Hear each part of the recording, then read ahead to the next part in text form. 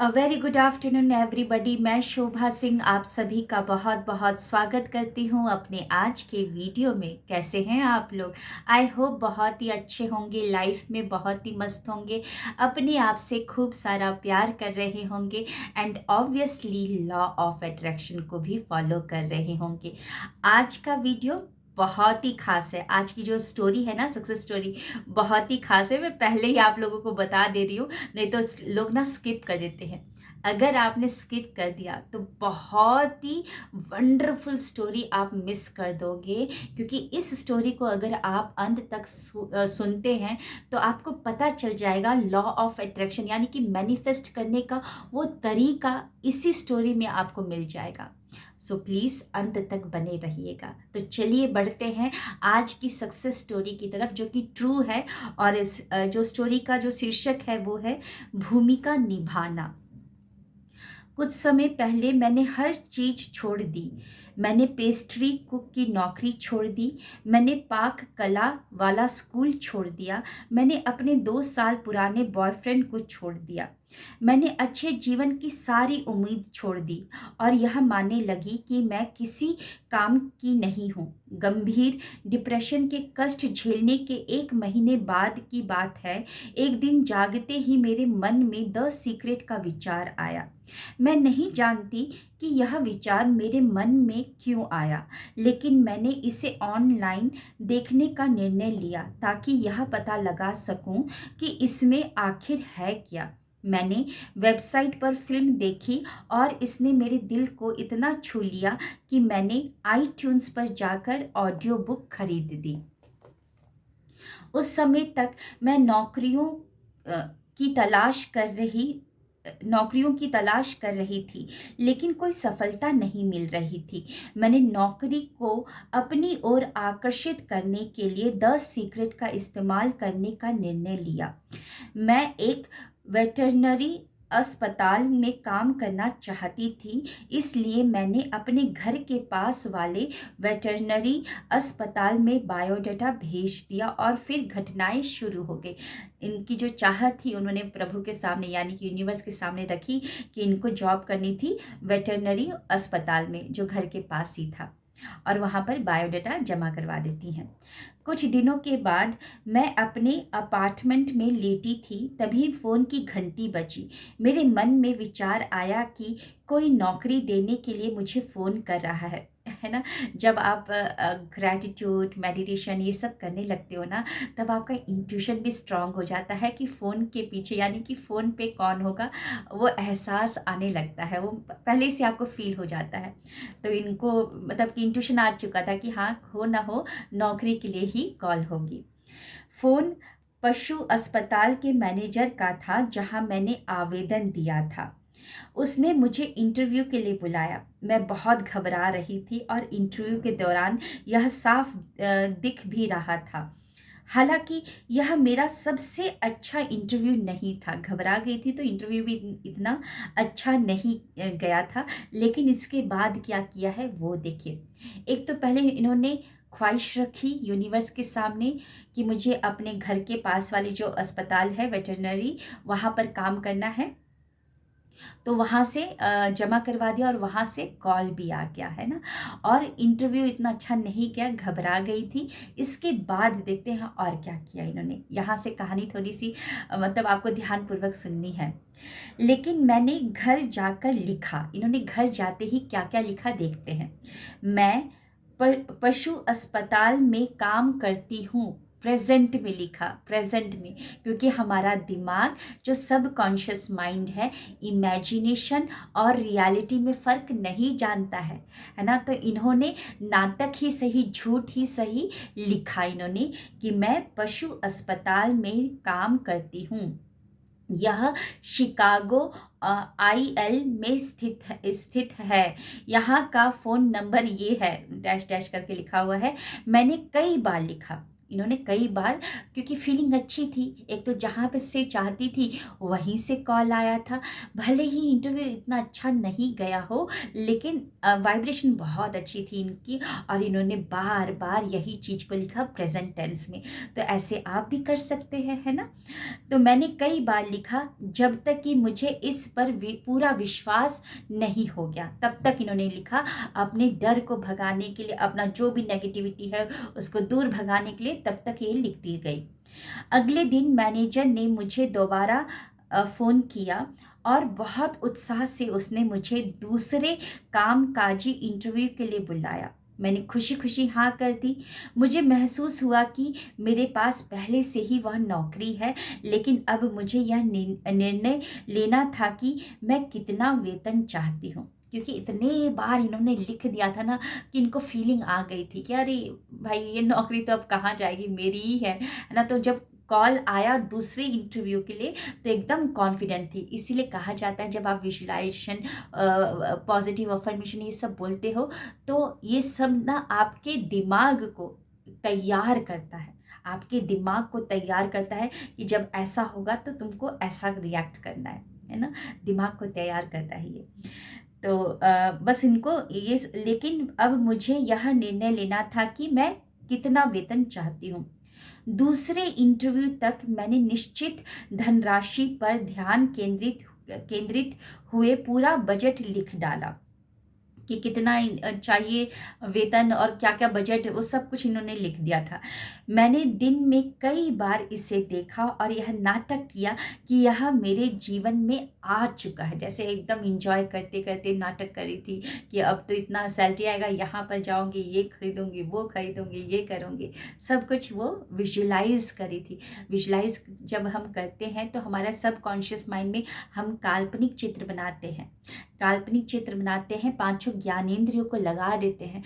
वो फिर subconscious mind तो आपको भी पता है पावरफुल है, लेकिन उसको उस पावर के साथ क्या करना है उसको कुछ पता नहीं है।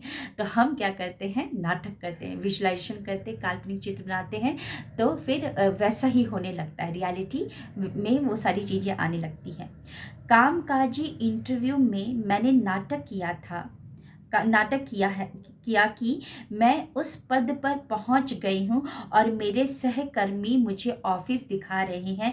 शाम को मैनेजर ने मुझे बताया कि वे अगले सोमवार को मुझे फ़ोन करके निर्णय बता देंगे। लेकिन देखिए, उन्होंने फ़ोन किया, उन्होंने मुझे वह नौकरी दे दी और ठीक उतना ही वेतन भी जो मैंने अपने बजट में मांगा था। यह बहुत आश्चर्यजनक बात थी। यानी कि वो विजुलाइज करी थी कि मेरा इंटरव्यू हो, मतलब कि मैंने ज्वाइन कर लिया है और मेरे जो कलीग्स हैं वो मुझे ऑफिस घुमा रहे हैं कि यहाँ पे देखो, यहाँ पर आपका वर्क स्टेशन होगा, यहाँ पर पेंट्री होगा, यहाँ पर मीटिंग हॉल है, इस तरीके से घुमा रहे हैं। वो विजुलाइजेशन कर रही थी, सारा कुछ होते हुए देख रही थी, जो भी कन्वर्सेशन हो रहा था उसको कानों में लेकर आ रही थी, फील कर रही थी सारा कुछ। और जो बजट लिखा था वही बजट पे, वही सैलरी, वही वेतन में उनको जॉब मिल गई। अब मैं कृतज्ञता की कला का अभ्यास कर रही हूँ और हर दिन हर पल जिंदगी के मज़े ले रही हूँ, यानी कि ग्रैटिट्यूड प्रैक्टिस करी है। अब तक मैंने ज़रूरत की हर चीज़ पाली है और मैं जानती हूँ कि अगर मुझे कभी किसी दूसरी चीज़ की ज़रूरत पड़ी तो मैं सृष्टि से कभी भी कुछ भी मांग सकती हूँ। यस, जैसे कि आप अपने माता पिता से बेझिझक कुछ भी मांग लेते हैं। जैसे बचपन में ना, हमको नहीं पता था कि हमको नहीं पता कि कहाँ से आएगा, क्या आएगा, बस हमको पता था डिमांड करना। हम डिमांड करते थे, अब उनका काम है वो कहाँ से लेकर आएंगे, है ना। हमने कभी भी टेंशन नहीं लिया, लेकिन बड़े होने के बाद हम टेंशन लेने लगते कि अरे इतना मांगेंगे, होगा कि नहीं होगा, शायद मैं ज़्यादा मांग रहा हूँ, शायद ऐसा होगा कि नहीं होगा। तो वही लिमिटेशन क्रिएट कर देता है, वही ब्लॉकेजेस क्रिएट कर देता है। तो इनकी जो लास्ट लाइन है कि मैं सृष्टि से कभी भी कुछ भी मांग सकती हूँ, यानी हक से बोल रही हैं ये, जैसे कि हम हक से बचपन में अपने माता पिता से मांगते थे, है ना। किसी खास नौकरी के होने का मानसिक चित्र देखना आसान है। खुद को ऑफिस पहुंचते और दरवाजे से अंदर जाते हुए देखना, अपने वेतन का चेक खोलना और किसी निश्चित राशि देखने की कल्पना करना आसान है।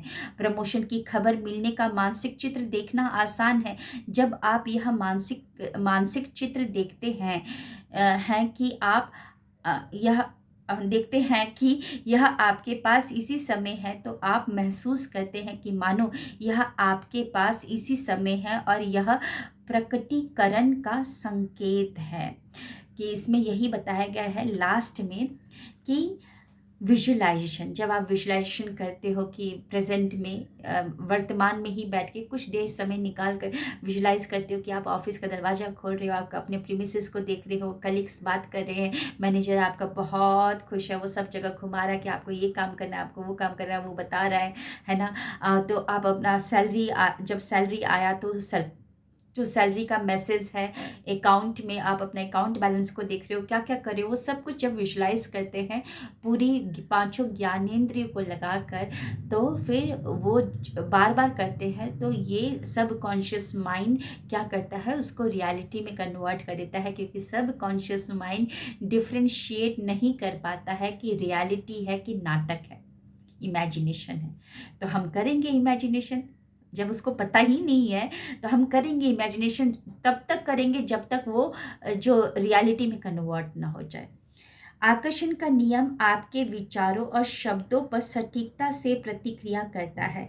इसलिए अगर आप किसी चीज को भविष्य में देखते हैं तो यह दरअसल इसे अभी होने से रोक रहे हैं। तो आपको ऐसा नहीं देखना, आपको स्क्रिप्टिंग भी जो करते हैं, जो विजुअलाइजेशन भी करते हैं, हम प्रेजेंट में मतलब कि कर रहे होते हैं, प्रेजेंट टेंस में लिख रहे होते हैं। विजुअलाइजेशन भी करते तो ऐसे देखते हैं कि मानो जैसा हो रहा है। तो अगर आप फ्यूचर टेंस में स्क्रिप्टिंग करते हैं और फ्यूचर टेंस में करते हैं तो वो गलत है, क्योंकि आप ही प्रतिरोध खड़ा कर रहे हैं। तो हो सके तो हमेशा हमको स्क्रिप्टिंग भी करना है तो प्रेजेंट में ही और वर्तमान में रहते हुए घटित होते हुए उन सभी चीज़ों को देखना है जो आप भविष्य में चाहते हैं। बार बार देखेंगे तो बस वो सारी चीज़ें आपके सामने रियलिटी में कन्वर्ट हो जाएंगी। आपको ऐसा महसूस करना चाहिए मानो यह इसी समय आपके पास है, ऐसा महसूस करना है। जैसे कि ये महसूस कर रही थी, है ना, वेतन का बजट बना रही थी और कहाँ कहाँ खर्च करेंगी वो भी कर रही थी, सब कुछ बजट बना रही थी। तो इसी तरीके से आपको भी करना है। सो ये स्टोरी तो बहुत ही अच्छी है और इस स्टोरी में आपको पता चल गया कि कुछ भी चीज़, अगर मान लीजिए आप मैनिफेस्ट करना चाहते हो अपने स्पेसिफिक पर्सन को, या शादी के लिए शादी मैनिफेस्ट करना चाहते हो, तो एक तो पहले स्क्रिप्टिंग करिए, प्रेजेंट टेंस में ऐसे लिखिए मानो आपकी स्पेसिफिक पर्सन के साथ शादी हो रही है। आप अपने आप को उस लाल जोड़े में देखें, है ना, लाल जोड़े में अपने जो स्पेसिफिक पर्सन है उनको देखिए, वो क्या पहन रखे, फेरे हो रहे हैं, संगीत को कान में संगीत को, मतलब कि वो सब कुछ लिखिए, सारा कुछ लिखिए और जब विजुलाइज करें बार बार जो लिखा है उसी को यहाँ पर होते हुए देखिए। डेली का 10 मिनट लगाइए, देखिएगा वो नाटक जो विजुअलाइजेशन आप कर रहे हो कब सत्य हो जाएगा आपको पता ही नहीं है। और अगर शादी मैनिफेस्ट कर रहे हो तो आप अपना मतलब कि डाइनिंग टेबल में जब भी खाना खाते हो तो एक और प्लेट लगाए उनके लिए, है ना। जब शादी होगी तो आप दोनों एक साथ ही खाओगे ना। अपना जो जो अलमीरा है, अलमीरा में सारे अपने कपड़े भर रखे हैं, तो आपके स्पेसिफिक पर्सन या जो वुड भी हैं वो कहाँ कपड़े रखेंगे जब आप ही अपना भर दोगे सारे कपड़े से। तो उनका शेल्फ जो है आप डिसाइड कर लीजिए कि कहाँ वो कपड़े रखेंगे और फिर उसको खाली कर दीजिए, जगह बना दीजिए। जब आप जगह बनाते हैं तो परमात्मा भरता भी है। जब आप डेली विजुलाइज करेंगे कि वाह इतने सारे कपड़े उनके रखे हुए हैं ना, हैंगर्स में कुछ जैसे शर्ट टंगा हुआ देखिए, विजुलाइज करिए, है ना। वो सारी चीज़ें को जब आप विजुलाइज करेंगे, वो जगह को खाली रखेंगे तो देखिएगा परमात्मा उसको ज़रूर भर देगा, क्योंकि आप खुशी खुशी विजुलाइज कर रहे हो, महसूस कर रहे हो, उसको फील कर रहे हो। कैसा लगा आज का ये स्टोरी? मुझे तो बहुत अच्छा लगा और आई होप आप लोगों को बहुत कुछ समझ में आया होगा। और जाने से पहले आप सभी को मैं बता दूं, चक्रा हीलिंग बैलेंसिंग मेडिटेशन होने जा रहा है संडे को, 22 दिसंबर को होने जा रहा है 4 बजे। रजिस्ट्रेशन करवाएं। और 6 जनवरी 2025 से मैं फिर से लेकर आ रही हूँ 21 डेज माइंड रीप्रोग्रामिंग सेशन। आप देख रहे हैं मेरी कम्युनिटी पोस्ट में कई सारी सक्सेस स्टोरीज आ रही हैं। डेली का करीबन 5-6 तो सक्सेस स्टोरीज होती ही होती हैं, क्योंकि मेरा तरीका बहुत ही डिफरेंट है ना। मैं एकदम वाइब्रेशन हाई करने में विश्वास करती हूँ और मैं वाइब्रेशन हाई करके सारा काम करवाती हूँ, और जो भी मेरे स्टूडेंट्स लिखते हैं वो पूरा हो जाता है। अगर उस दिन ना हो, वैसे मोस्टली उसी दिन हो जाता है, अगर उस दिन ना हो तो 1-2 दिन में तो हो ही जाता है। आप जाइए, मेरे कम्युनिटी पोस्ट में कई सारी सक्सेस स्टोरीज है ना। तो जिनको भी रजिस्ट्रेशन करवाना है, अपने दिमाग पे काम करना है, नए साल को मैजिकल बनाना है कि इस साल में तो सब पूरा ड्रीम पूरा हो जाए, तो बिल्कुल अपने ऊपर इन्वेस्ट करें। Thank you. Wish you wealth.